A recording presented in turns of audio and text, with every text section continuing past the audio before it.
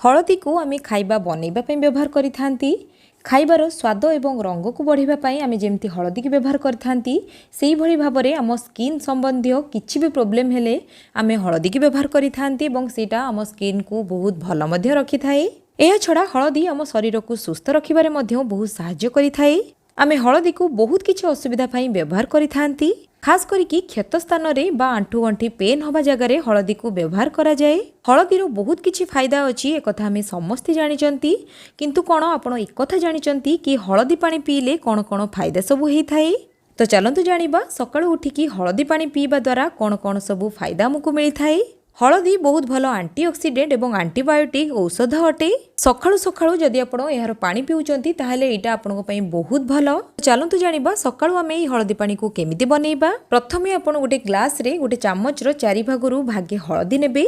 सेतिरे आपण आधा चामच लेंबु रस पकेइबे एवं सेतिरे आपण अल्प महू मध्य पकेइबे एवं तापरे आपण सेतिरे पानी देई देबे, किंतु से पानी आपण हल्का गरम पानी नेबे। पूरा ठंडा पानी आपण बिल्कुल भी नेबेनी, काहेकि ना गरम पानी नबा द्वारा सेटा आम देहरे बहुत भल काम करि थाए। एही सब जिंस को भल भाव में आम गोटे चामच साहाय्य रे गोळेई दबा। तो एबे हमर हलदी पानी पूरा तैयारी ही गला, जोटा को आम सकाळु खाली पेटर पीबारे अछि। किंतु आपण मने रखिबे जेतेबेले भी आपण ई हलदी पानी पीबे सेतेबेले आपण पूरा सेटा को गोळेई गोळेई की पीबे, काहेकि ना आम जेतेबेले एटा मिक्स करि सारंती सेतेबेले टिके समय रही गला परे हलदीटा हमर ग्लास रो तळे रही जाए एवं आम ऊपर पी दियंती एवं तळे हलदीटा रही जाए। तो सेथिलागी आपण भल भाव में सेटा को मिक्स कला भली पीबे, जेमती ग्लास रे तळे हलदी बिल्कुल भी बसिक रहिबनी, सेटा आम देह को पूरा भल भाव में जाई परिबो।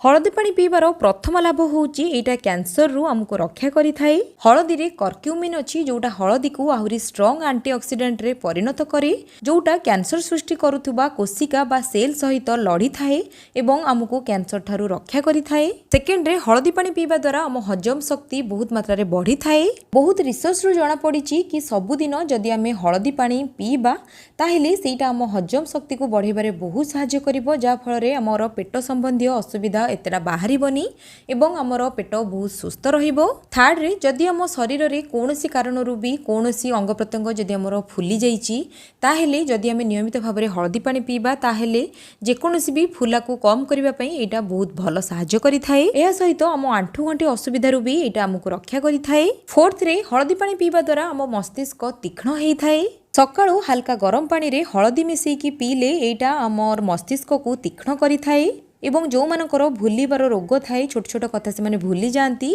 जदि से नियमित भाव में हलदी पानी को सकाळु पीबे ताहेले तांकर भूलिबार रोगटा धीरे धीरे कमी जिवो। फिफ्थ रे हलदी पानी हम हार्ट को भल रखि थाए। आपण हुए तो जानि नथिबे कि हलदी पानी हम हार्ट पई बहुत भल। एहा को पीले रक्त प्रवाह ठीक से हेई थाए एवं रक्त को सफा करिमारे मध्य एटा पूरा सहाय्य करि थाए। हलदी पानी धमनी रु खराब जिंस को बाहर करे। सिक्स्थ रे हलदी पानी शरीर को डिटॉक्स करिबारे सहाय्य करे, माने खराब जिंस हम शरीर रे जो सब थाए से सब जिंस को बाहर करिबारे हलदी पानी बहुत हेल्प करे। सेवेंथ रे हलदी पानी हम लिवर को भल रखि थाए। हलदी पानी पीवा द्वारा एटा हम शरीर रो खराब जिंस रु लिवर को रक्षा करि थाए एवं खराब लिवर सेल को ठीक करिबारे मध्य सहाय्य करि थाए। जदि आपण प्रत्येक दिन सकाळु हलदी पानी पीबे ताहेले सेटा आपणकर शरीर रे थिबा खराब जिंस को बाहर करिबा सहित फ्री रेडिकल सहित लड़ीबारे सहाय्य करि थाए, जहा द्वारा शरीर रे बयसर प्रभाव कम बा धीरे धीरे पड़ी थाए। माने हम एज जेतिकी हेई थाए ताठू आमे सान देखा जांती। हलदी पानी रो आ गोटे मेन लाभ होउची हलदी पानी आम डायबिटीज को मध्य कंट्रोल रखि थाए। जदि आमे प्रत्येक दिन हलदी पानी पीबा सकाळु ताहले सेटा आम ग्लूकोज लेवल को कम रखि थाए एवं टाइप 2 डायबिटीज होबार आशंका मध्य कमी जाई थाए। तो आपण जानिले हलदी पानी पीबार कोन सब लाभ अछि, तो आपण सियोर ही जानतु आमको हलदी पानी बहुत लाभ देई थाए एवं आमको प्रत्येक दिन हल्का गरम पानी रे हलदी पानी पीबारे अछि। तो आपण जदि एपर्यंत पिउ नाहंती ताहले कालीठू निहाती भाबरे स्टार्ट करि दियंतु पीबा। तो आप देखिले केते सब फायदा आम पई अछि हलदी पानी रे। तो आज वीडियो रे मते आपन एती कथा कहबारे थिला। तो आज वीडियो को मु एठी रखुची। नमस्कार।